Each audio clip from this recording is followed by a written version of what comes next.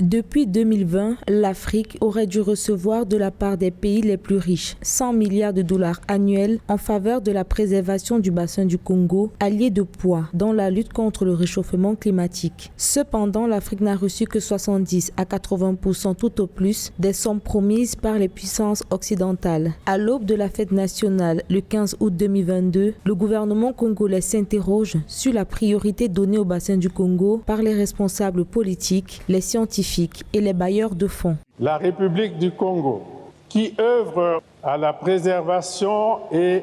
à la gestion durable de ses écosystèmes forestiers,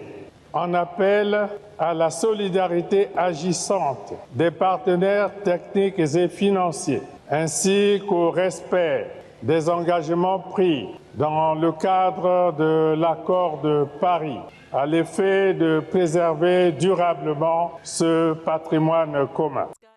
Entre 2008 et 2017, le bassin du Congo n'a reçu que 11% des flux financiers internationaux destinés à la protection et à la gestion durable des forêts dans les zones tropicales. À la suite de la COP26 qui s'est tenue en 2021, les États se sont engagés pour la mise en place d'un fonds de 1,5 milliard de dollars sur 4 ans destiné à protéger le bassin du fleuve Congo. Lors de la COP26 à Glasgow, un financement de 1,5 milliard de dollars a été annoncé en soutien aux pays du bassin du Congo pour la protection des forêts, des tourbières, ainsi que d'autres réserves de carbone essentielles pour la planète. Selon la Commission des forêts d'Afrique centrale, COMIFAC, le bassin du Congo est une ressource essentielle pour la séquestration du carbone et la conservation de la diversité biologique. Dans une optique de développement durable, le gouvernement congolais insiste sur la richesse d'un capital naturel à protéger qui participe en retour au développement socio-économique de la région en général et du Congo en particulier.